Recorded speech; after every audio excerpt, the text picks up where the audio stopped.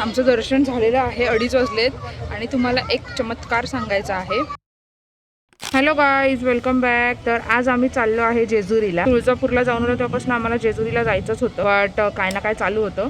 So finally आज म्हटलं long weekend आहे, सो आज जाऊन येऊयात, म्हणजे 2 दिवस आराम होईल. सो आता आम्ही निघालो आहे. आम्हाला 6:30ला निघायचं होतं, कारण की उन्हाच्या आधी जायचं होतं, कारण की उन्हाचा आजकाल खूप जास्त त्रास होतो हीटचा. बट आम्हाला निघायला 8:30 झाले आहेत. आता माहिती नाही आम्ही किती वाजता पोहोचतोय, किती वेळ लागते. एक तास पौर्णिमा पण आहे, तर गर्दी पण खूप जास्त असणार आहे. ॲक्च्युली उशीर झाला कृषीमुळे, तो मुलींसारखा नखरे करत बसला. तोंड बघा त्याचं, म्हणजे सिरियसली मला तर तुम्ही बघूच शकता की मी केवढी पॅक झाली आहे, कारण की भाई मी रोज ट्रॅव्हल करते, सो मला माहिती आहे उन्हाचा किती त्रास होतो ते. सो मी पूर्ण पॅक झाली आहे. तर पटापट निघूया.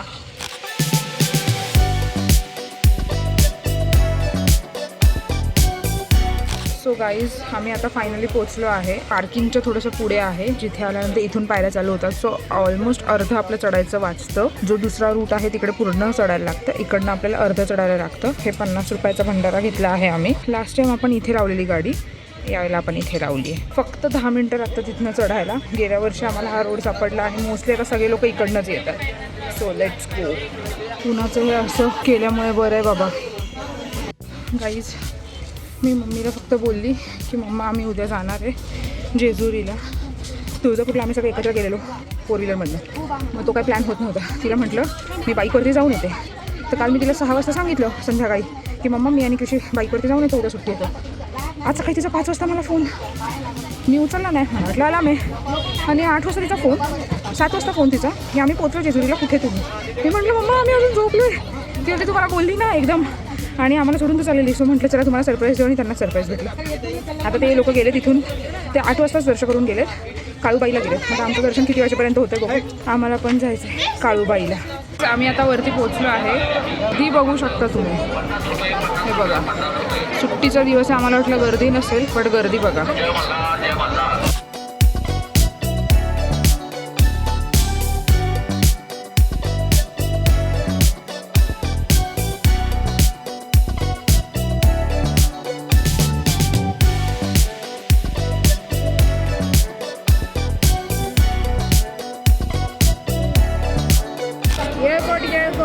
जय मल्हार. गाईज, आमचं दर्शन झालेलं आहे 10 मिनिटांमध्ये, कारण की आम्ही 200 वाला पास घेतलेला दोघांचा. हे बघा, आम्ही 200 रुपये ह्यासाठी दिले. तिकडे लाईन बघा, या 3-4 लाईन्स आहेत, सगळ्याच्या सगळ्या पॅक टू पॅक आहे एकदम. इकडनं 2-3 तास लागणार आहे. त्यासाठी टाईम इज मनी, समजलं का? मनी इज टाईम. गाईज, आता दर्शन झाल्यानंतर एवढी गरमी आहे तर गारेगार लिंबू सरबत प्यायचं आहे आपल्याला, हो की नाही? तिकडे खूपच जास्त गर्दी होती, सो आम्ही या काकूंकडे आलो आहे. आणि मस्त थंड थंड आहे, भारी वाटलं एकदम. एनर्जी आली आहे.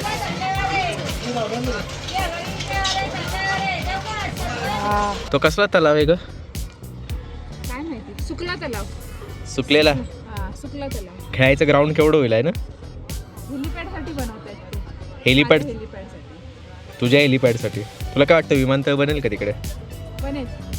माझ्या एकटीचं विमान होईल तसं बनेल. मला शिकायचं होतं ॲक्च्युली विमान उडवायला. हं? तू पहिले डोकं चालवायला शिक, नंतर बाकी सगळं चालव. गजब बेइज्जती है. गाईज, 5 मिनिटात आम्ही खाली उतरलोय. तिथे गाडी लावली आहे, तिथूनच आम्ही जरा घरच्यांसाठी प्रसाद घेत आहोत. आम्हाला ॲक्च्युली प्रतिबालाजी, नारायणपूर आणि काळूबाई हे 3 गोष्टी करायच्यात. आता पहिले आम्ही आता इथून निघणार आहे आणि नारायणपूरला जाणार आहे, कारण की ऑन द वे पहिले तेच दाखवते. आणि मिडवे ठुसी करणे वाले.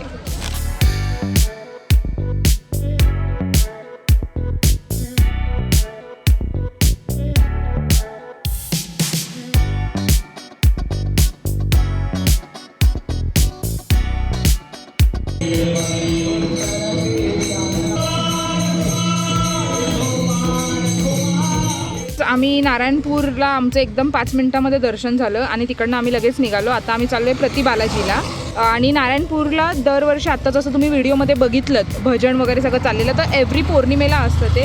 तर तुम्हाला जर तो एक्सपिरियन्स घ्यायचा असेल तर तुम्ही पौर्णिमेला नारायणपूरला येऊ शकता. ज्या लोकांना माहिती नाही आहे, ते एकमुखी दत्ताचं मंदिर आहे नारायणपूरला. बाकी सगळीकडे जर तुम्ही बघितलं तर सगळीकडे तुम्हाला 3 मुख दिसतील. नारायणपूरवरनं प्रतिबालाजी 6 किलोमीटर आहे. होपफुली तिथे गर्दी कमी भेटेल आणि आम्हाला तिकडचं जेवायला भेटेल. तिकडचं खूप भारी असतं, गरम गरम अन्नदान, अन्नछत्र. अन्नदान नाही, अन्नदान म्हणजे आपण जे लोकांना जेवण देतो त्याला अन्नदान. अन्नछत्रमध्ये मस्त मस्त जेवण मिळतं. जेजुरीपासून हे फक्त 22 किलोमीटर आहे. जेजुरीपासून पहिले इकडे नारायणपूरला यायचं, मग नारायणपूरवरून परत केतकावळ्याला जायचं आणि तिकडनं घरी जायचं. नाही तर तुम्हाला अजून काही फिरायचं तर घरी फिरू शकता. कुठे जायचं मग जा. हां, जिकडे जायचं तिकडे जा, मग घरी जा. येस, आणि मग घरी जा.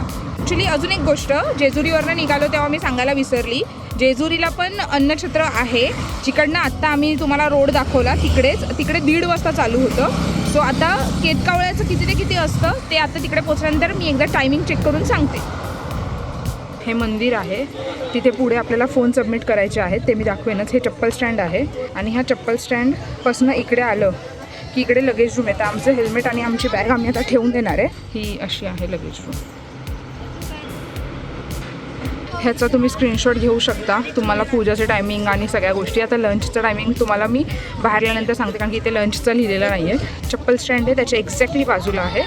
इथे आता मी कृषीला म्हणतो तू लाईनीत लाग, मी ब्लॉग शूट करून येते. सो इथे आपल्याला फोन जमा करायचा आहे.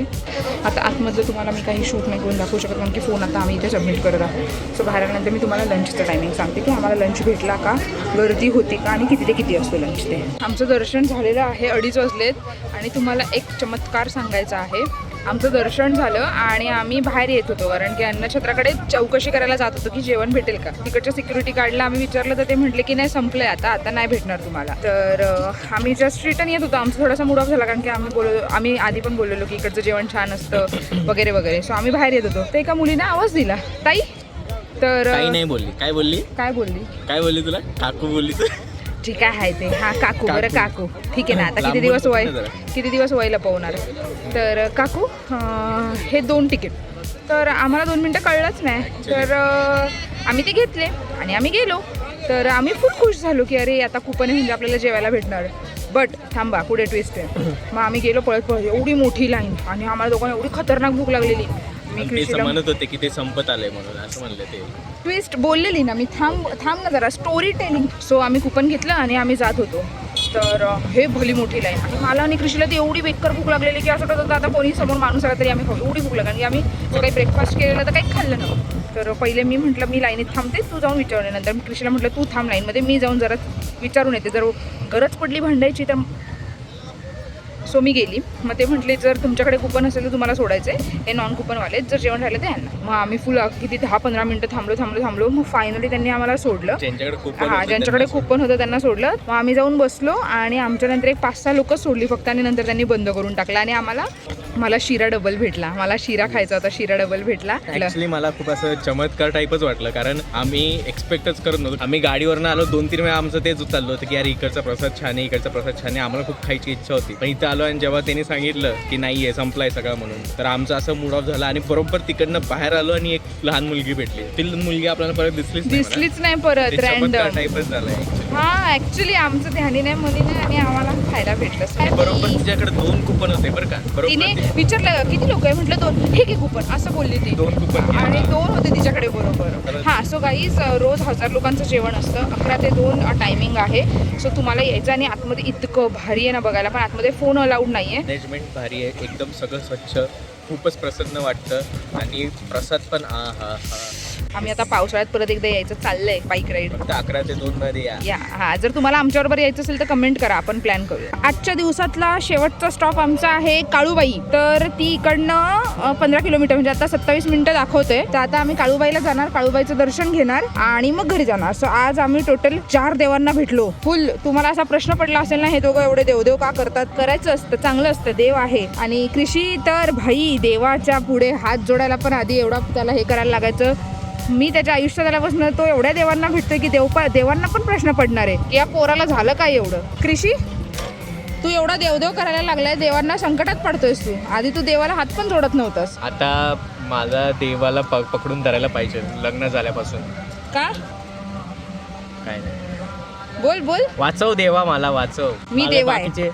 बाकीचे लोक हा सिग्नल समजत नाही, देवा तू असा सिग्नल. मी देवा आहे आणि देवाच त्याचं सर्वस्व आहे. सो चला आता काळूबाई, ऊन पण कमी होत आलंय. सो जाताना मस्त निवांत जाणार. फायनली आपण पोचलो आहे काळूबाईला. गाडी मंदिराच्या बाजूपर्यंत येते. सो काहीच टेन्शन नाही आहे. आणि कांजळेची काळेश्वरी देवी.